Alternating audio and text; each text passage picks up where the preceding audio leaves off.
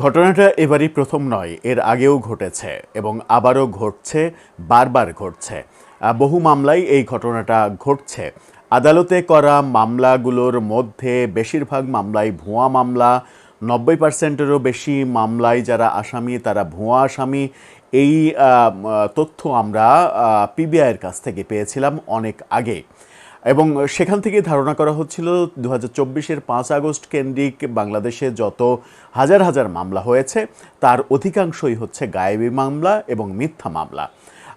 এর আগেও একটি মামলায় শেখ হাসিনা সহ অন্যান্য আসামিদের খালাস দেওয়ার প্রক্রিয়ার খবর আমরা দেখেছি। এবার সরাসরি একটি মামলায় 2024 সালের 5 আগস্টের একটি মেটিকুলাস মামলায় শেখ হাসিনা, আওয়ামী লীগের সাধারণ সম্পাদক ওবায়দুল কাদের সহ সবাইকে বেকসুর খালাস দেওয়া হয়েছে। এই মামলার তদন্ত প্রতিবেদন শেষে আদালত এই মামলাটিকে পুরো ভুয়া মামলা বলে আখ্যায়িত করেছেন। এই যে ঘটনা 2024 সালের 5 আগস্টে একজনের হত্যাকাণ্ড হয়েছে, সেই ঘটনাকে কেন্দ্র করে মামলা এবং পরবর্তীতে দেখা গেল যে যাকে মেরে ফেলা হয়েছে দাবি করা হচ্ছে সে আসলে জীবিত, বহাল তবিয়তে মানে জীবনযাপন করছে, ঘর সংসার করছে। তার মানে হত্যাকাণ্ডের জন্য শত শত আসামি এবং সেই আসামি শুরু হয়েছে শেখ হাসিনা থেকে শুরু করে ছোট পর্যন্ত। এই যে মেটিকুলাস ডিজাইন, মামলাবাজির এই যে মেটিকুলাস ডিজাইন প্রফেসর ইউনূস সরকারের আমলে ঘটেছিল, সেই ডিজাইনগুলোর মানে ভেতরের কালো বিড়ালগুলো একে একে বেরিয়ে আসছে। হ্যাঁ, তার মানে এই না যে 2024-এর জুলাই আগস্টে কোনো ঘটনা ঘটেনি। অনেক ঘটনা ঘটেছে, অনেক মৃত্যুর ঘটনা আমরা দেখেছি, কিন্তু তাকে কেন্দ্র করে বাংলাদেশে যে হাজার হাজার মামলা হয়েছে সেই মামলাগুলো কি সত্যিই যুক্তিসঙ্গত ছিল? সবগুলো কি গ্রহণযোগ্য ছিল? চলুন একটু এই মামলার, কেরানীগঞ্জের এই মামলাটা যেখানে শেখ হাসিনা, ওবায়দুল কাদের সহ সবাইকে আদালত একেবারে খালাস দিয়ে দিলেন, সেই মামলার পেছনের ঘটনাটা একটু জেনে দেখি যে কিভাবে মেটিকুলাস ডিজাইন করে এই মামলাটা করা হয়েছিল। থাকবেন পলিটিক্স টিভির নিয়মিত আয়োজনে।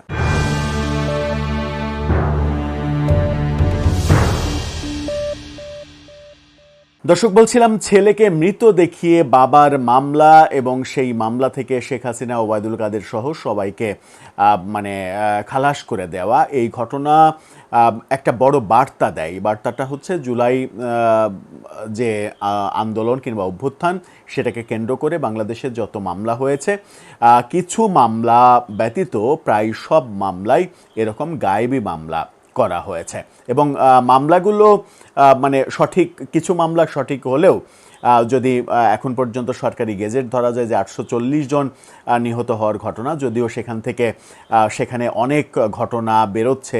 প্রথম আলোর অনুসন্ধানে আমরা দেখেছিলাম 52 জন অন্য ঘটনায় মৃত্যুবরণ করেছে, কিন্তু তাদেরকে জুলাই শহীদ বানানো হয়েছে। মানে মদ খেয়ে মারা গেছে, তাকে জুলাই শহীদ বানানো হয়েছে। মোটরসাইকেল অ্যাক্সিডেন্ট করে মারা গেছে। এই তো একদিন আগে এই খবরটা সামাজিক যোগাযোগ মাধ্যমে এবং গণমাধ্যমে ভাইরাল হয়েছিল যে এক যুবক মোটরসাইকেল অ্যাক্সিডেন্টে মারা গেছে, তাকে জুলাই যোদ্ধা বানানো হয়েছে। এই 840 জনের মধ্যে এরকম আরও কত রয়েছে সেই হিসাবটাও আমাদের কাছে নেই, কিন্তু 840টাই ধরলাম। 840 জন যে মৃত্যুবরণ করেছে তার জন্য 840টা মামলা হতে পারে, কিন্তু বাংলাদেশে, সারা বাংলাদেশে যে হাজার হাজার মানে মামলা করা হলো, লক্ষ লক্ষ যে আসামি করা হলো, তাদের মানে ইনক্লুশন, মানে তাদেরকে যে ইনক্লুড করা হলো, সেগুলো কি ভ্যালিড বলা যায়, বৈধ বলা যায়? শেষ প্রশ্নটা উঠেছে কেরানীগঞ্জের এই মামলাটাকে কেন্দ্র করে। বাংলা ট্রিবিউনের শিরোনামটা দেখে নিন, সেখানে বলা হচ্ছে ছেলেকে মৃত দেখিয়ে শেখ হাসিনা, ওবায়দুল কাদের সহ 124 জনের দোষ পায়নি পুলিশ। যে মামলা হয়েছিল সেখানে 124 জনকেই খালাস দিয়ে দেওয়া হয়েছে। পুরান ঢাকার কেরানীগঞ্জে বৈষম্যবিরোধী ছাত্র আন্দোলনে জিহাদ 11 বছরের কিশোরকে হত্যার অভিযোগে মামলার তদন্ত শেষে অভিযোগ প্রমাণিত না হওয়ায় সাবেক প্রধানমন্ত্রী শেখ হাসিনা সহ 124 জনের অব্যাহতি দিয়েছেন আদালত। এর মধ্যে রয়েছেন আওয়ামী লীগের সাধারণ সম্পাদক ওবায়দুল কাদের, সাবেক স্বরাষ্ট্রমন্ত্রী আসাদুজ্জামান খান কামাল, শেখ হাসিনার চাচাতো ভাই শেখ হেলাল, সাবেক মেয়র শেখ ফজলেনুর তাপস ও সাবেক আইজিপি আবদুল্লাহ আল মামুন, চৌধুরী আবদুল্লাহ আল মামুন, যিনি এই শেখ হাসিনার একটা মামলায় রাজসাক্ষী হয়ে শেখ হাসিনার মৃত্যুদণ্ড হলেও তার 5 বছরের কারাদণ্ড হয়েছিল।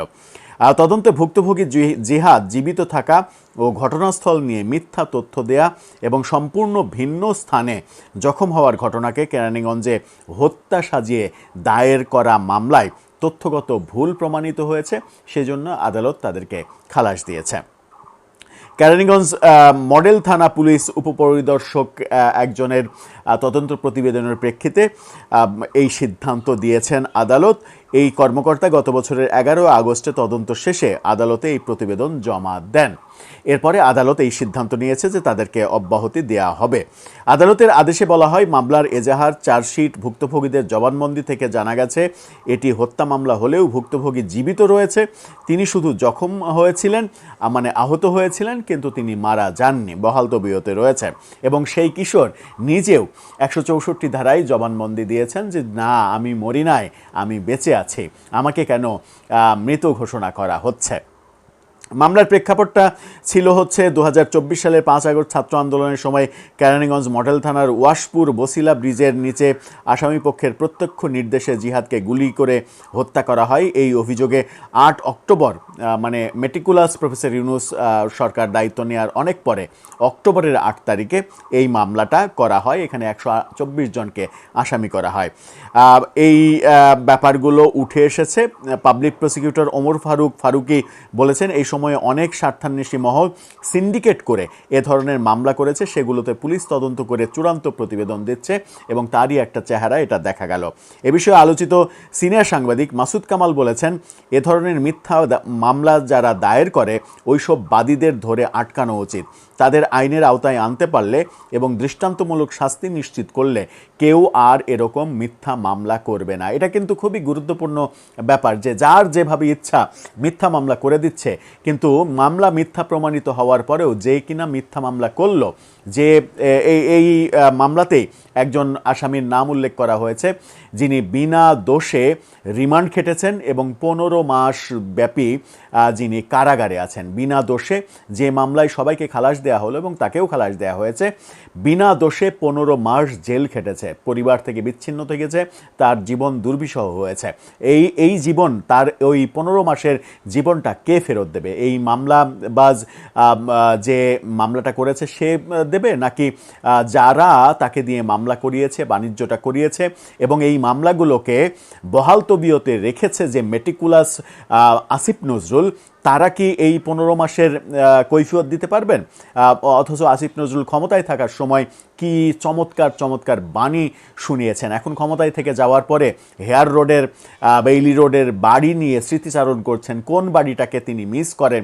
মাত্র কয়েক মাস একটা বাড়িতে থেকেছেন, সরকারি বাড়ি, সেই বাড়ি নিয়ে কত কথা, কত কাহিনী, কত গান, এই গান গল্পগুলো তারা দিতে ব্যস্ত।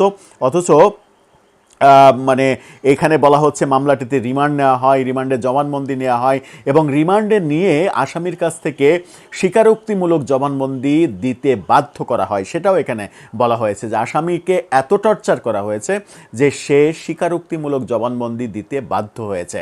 অথচ আদালতে আজকে প্রমাণ হলো যে এই মামলাটা পুরোই ভুয়া মামলা, এটা বাতিল করে দেয়া হলো। এই যে তদন্তে বিভিন্ন বিষয়, চাঞ্চল্যকর বিভিন্ন বিষয় উঠে এসেছে, কিশোর জিহাদ 164 ধারায় নিজেই বলছে যে আমি আমি মরিনি, আমি বেঁচে আছি। এই মানে তদন্তে আরও প্রমাণ হয় যে ঘটনাস্থল কেরানীগঞ্জ মডেল থানার অধীনে দাবি করা হলেও প্রকৃতপক্ষে এটি ডিএমপি ঢাকার হাজারীবাগ থানার অন্তর্গত এবং গুলি হওয়ার মূল ঘটনাটা ঘটেছিল সাভার এলাকায়। সাভারে এসে আহত হয়েছে, কেরানীগঞ্জে বসিলার ব্রিজে এখানে সে মারা গেছে এই বলে তার বাবা মামলা করেছে 124 জনকে আসামি করে। উদ্দেশ্য কী ছিল? 124 জনের কাছ থেকে না হলে অন্তত 100 জনের নাম যেগুলো রয়েছে তাদের কাছ থেকে টাকা পয়সা বাগানো, ব্যবসা করা, এবং সেই ব্যবসা নিশ্চিত করে করাও হয়েছে। যেটা বললাম যে একজনকে 15 মাস কারাগারে রাখা হয়েছে এবং তাকে দিয়ে স্বীকারোক্তিমূলক জবানবন্দিও নেওয়া হয়েছিল টর্চার করে রিমান্ডে। এই যে মেটিকুলাস ব্যাপার, অথচ প্রফেসর ইউনূস এবং তার সরকার শেখ হাসিনার আয়নাঘর খুঁজে বেরিয়েছে, আয়নাঘরের মেটিকুলাস ডিজাইনগুলো প্রকাশ করেছে। কিন্তু এই যে রিমান্ডে তার আমলে যে তথ্য বেরিয়েছে, তার আমলে রিমান্ডে নিয়ে নির্যাতন করে আসামি মানে কথিত আসামি তাকে দিয়ে স্বীকারোক্তিমূলক জবানবন্দি দেওয়ানো হয়েছে কিংবা জোর করে তাকে সাইন করিয়ে নেওয়া হয়েছে, এই মেটিকুলাস ব্যাপারের অভিযোগ থেকে প্রফেসর ইউনূস সরকার কিভাবে বের হবে? দর্শক, আপনার মতামত এই ব্যাপারে জানিয়ে লিখতে পারেন আমাদের কমেন্ট বক্সে।